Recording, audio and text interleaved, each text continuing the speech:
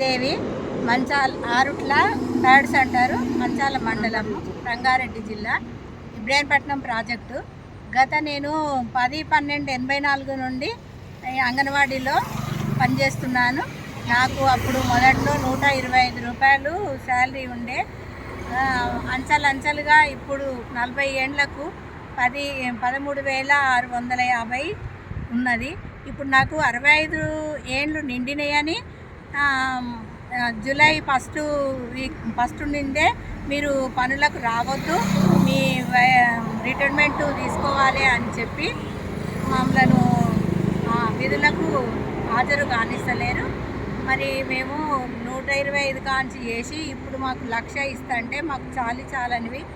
మాకు ఎట్లా ఇంట్లో పోతే మా పిల్లలు కానీ కోడళ్ళు కానీ మేము గత 40 ఏండ్ల సంది కూడా మీరు అంగన్వాడీలోనే పనులు చేసి వాళ్ళకే సేవ చేసిర్రు. ఇప్పుడు 1,00,000 రూపాయలు తీసుకొని వస్తే మరి మీకేమి ఎట్లా పెట్టాలి అనేది మాటలు వస్తాయి.